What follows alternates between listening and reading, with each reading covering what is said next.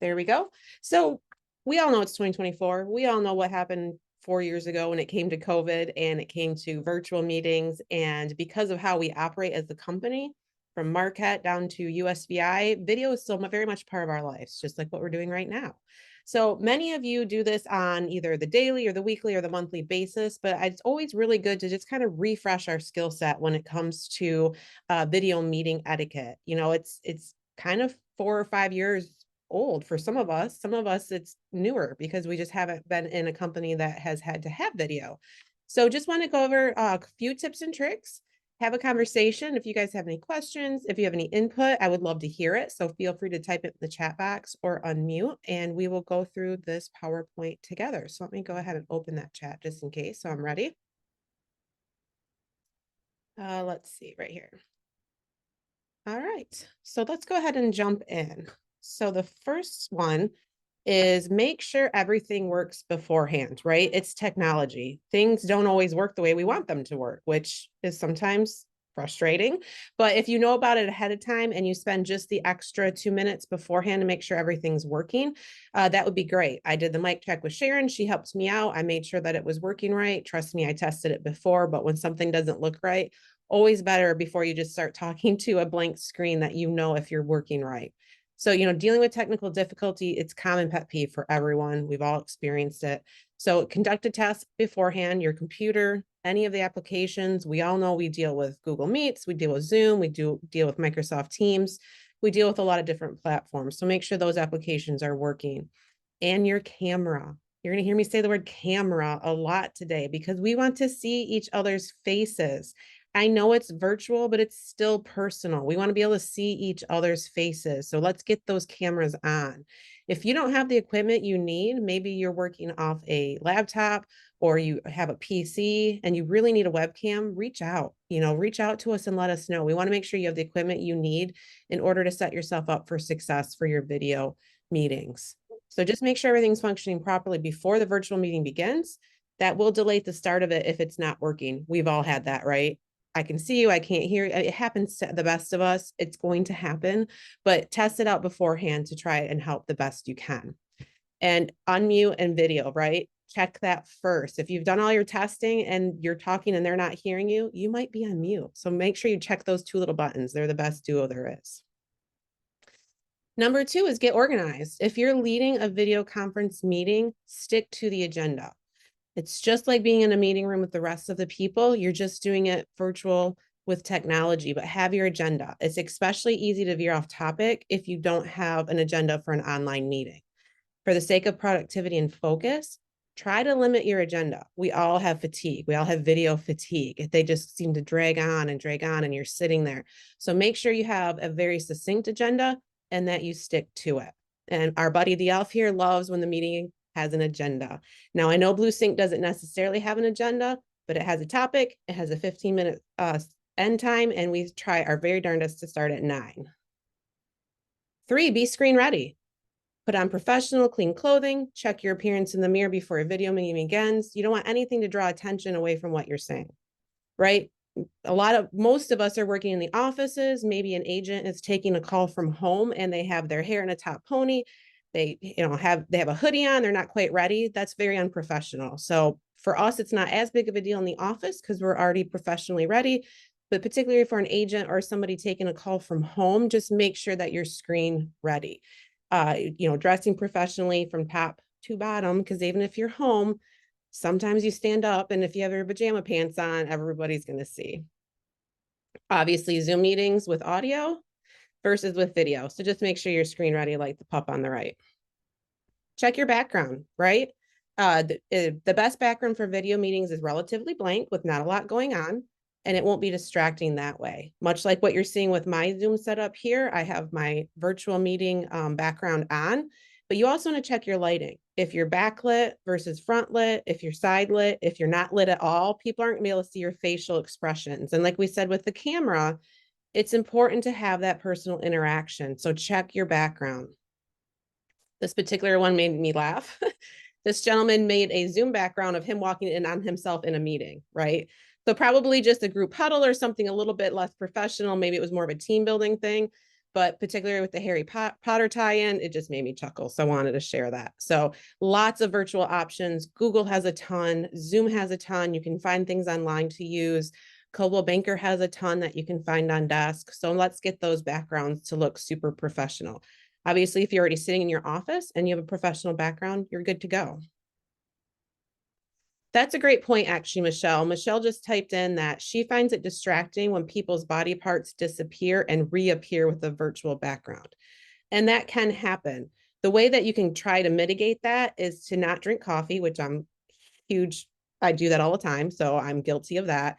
And don't have people walking around in the background. That happens a lot too. If you have other body parts moving behind you, that's going to tend to try to pick it up. And again, I'm a hand talker, which is distracting, and I'm trying to do better. I'm not perfect. I'm trying to do better. So trying to those things, and then more of a blank background. If you have a blank wall behind you or a solid curtain, that tends to help with those distractions. But you're not wrong, Michelle. It can be super distracting when people are losing body parts. There's people flashing behind them. So we do have a few tips there to help prevent that if possible, but good point there. Speak clearly. Enunciate your words and speak slowly, which I'm also guilty of, during online meetings. We all know our internet connection quality can vary.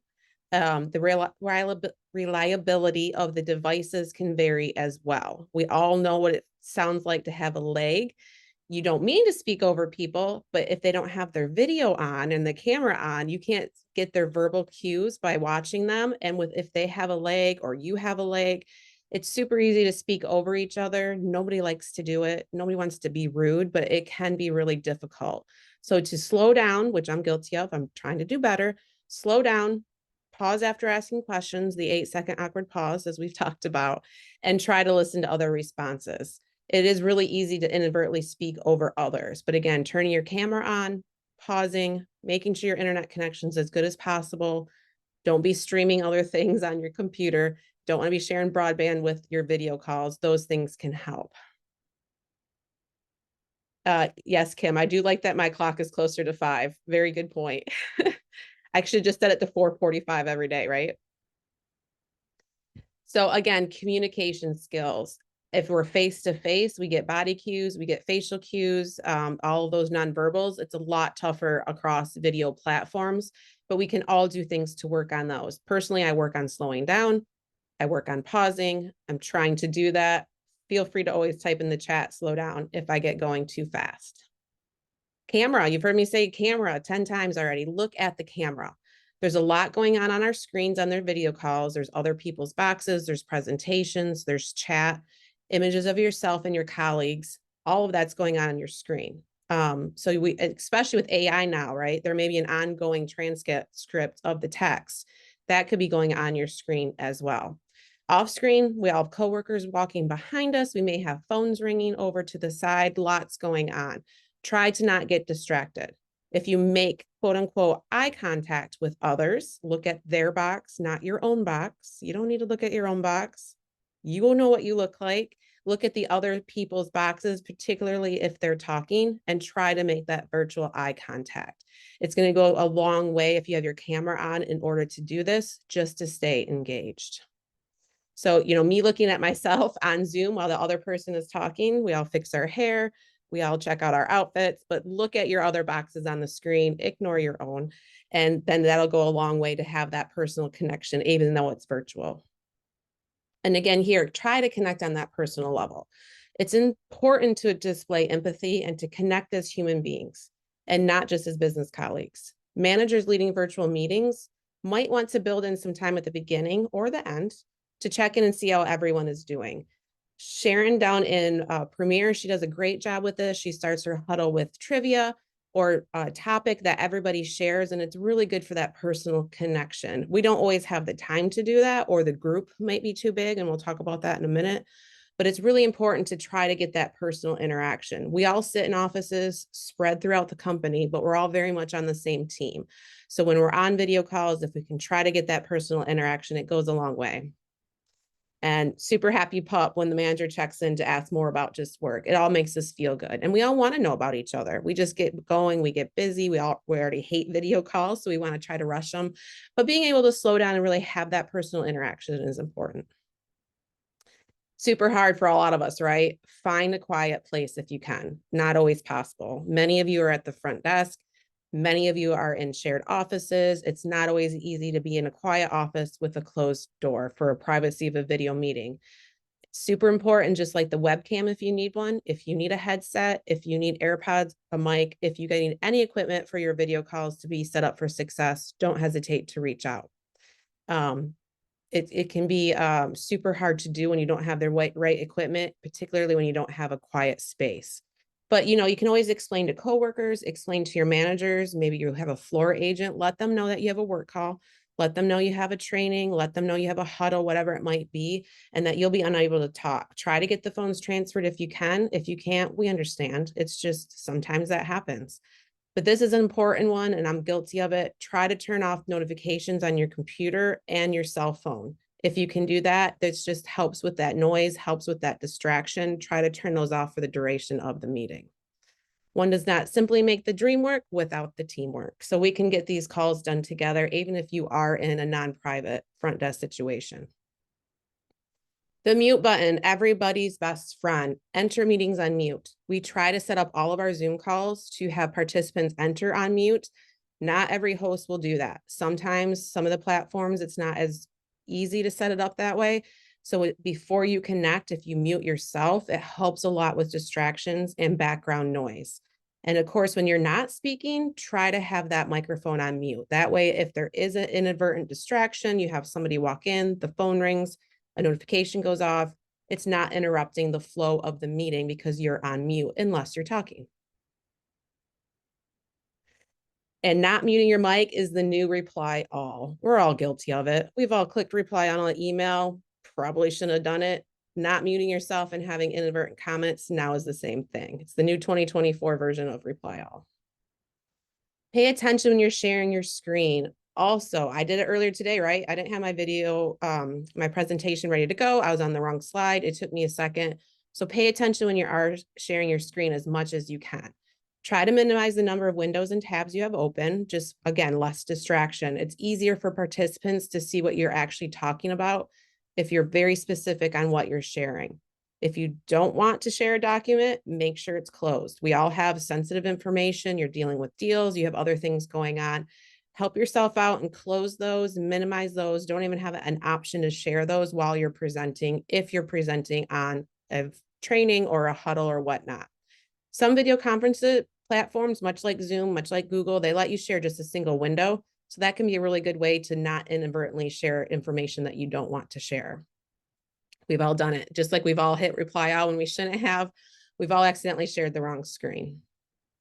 Limit the attendee list. Obviously, this is a training for all staff across Michigan, Ohio, Florida, and USVI. So it's a rather large group, which doesn't make as much for interaction. But that's why we try to have our smaller huddles, because the attendee list is important. We all have video call fatigue, right? Some days you feel like you've talked to your computer more than you've talked to another human being. So if you're setting up the meeting, truly only invite those that need to be on the call. Smaller groups are often much more engaged and more productive on video calls anyway, right? Assemble your dream team to have your video call be successful. Message carefully. Just like reply all, just like texting the wrong person, just like sharing the wrong screen, these things happen. So we want to be paying attention to them to try to avoid that. If you're sending a message to an individual during the online call, particularly if you're complaining about the host or another member or anything in your office, we all know the chat boxes can revert, right? You may be sending a private message to somebody, but it may revert to everyone. You may send it to the wrong person or people. And we just want to try to avoid that. So you don't want your comment to accidentally go to the wrong person or full group. You could really damage relationships that way, as well as your professional reputation. So be super careful about what you're sharing with who. And quite frankly, let's just not risk complaining about others on a video call type situation anyway. We've all been there, right? We've all had that cat's face. The moment when you realize you sent a text to the wrong person. It happens, we get it, but just try to have it top of mind to try to mitigate it happening in the future. Huge problem I have. I'm very guilty of this and I'm trying to work on it, especially with dual screens, cell phones, whatnot. Try not to multitask though. Good virtual meeting etiquette means resisting the temptation to check your news, your social media, your emails, your texts, or anything else that's not pertinent to the call or an emergency. It's quite clear when somebody is not paying attention to the call and trying to multitask. Again, I'm super guilty of it. I'm trying to work on it, but it is out there and it is very noticeable to others on the call when you are doing those things. Dwight doesn't think you could handle his undivided attention. I guarantee others on your call can. Let's try to give it to him. This one is a big pet peeve of mine. Somebody's on a video call. I've been on interviews where people are on their cell phone and they choose to walk around. Super distracting, right? Sometimes I need Dramamine. It just makes you dizzy. So try to stay put. If you join on a mobile device, try to avoid walking around and shifting too much. To Michelle's point earlier, this also is an issue if you have your virtual background on. When I first called in, my virtual background was on. I had to get up to shut my door. It's distracting, right? I basically disappear from the frame.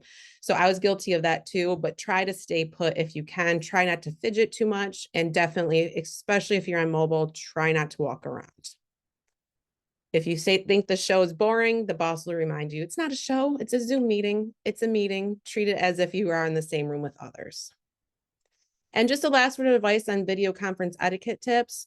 Remember to be kind and patient. All colleagues have different levels of technology skill. Everybody has different levels of technology available to them. Some people are comfortable on video, some not so much. Some calls you can get away with not being on. Some we highly, highly encourage you are on. So offering somebody technical assistance or reassurance if necessary can help them be more comfortable with these video calls. We want to make sure everybody feels supported and part of the team, even when you're not physically in the same place, which is just difficult to do with the team that we have. And just to finish, we've all been in those meetings where it's a comedy of errors and everything that could go wrong goes wrong. Somebody kept their mic on, didn't use mute. The presenter's internet was laggy. So if they try to play a video and it was just one of those beeps in and beeps out and it's super annoying and hard to follow along. And of course, there's always that person that shows up 20 minutes late and says, sorry, I missed the beginning. Can you recap? And the other 50 people on the call are like, no, we just went through that. So again, we've all had those meetings, but if you try to follow these tips and tricks, it can go a long way to having a successful video conference.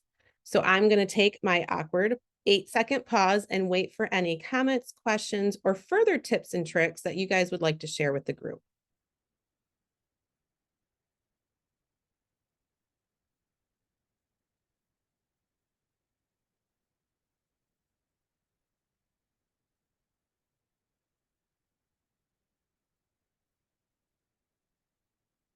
Well, if you think of anything after the fact, feel free to go ahead and send me a note. As always, the recording will go up in our BlueSync playlist on our Schmidt Video Classroom. I hope you guys have a great rest of your day. Take care, and I'll see you guys soon. Bye now. Bye.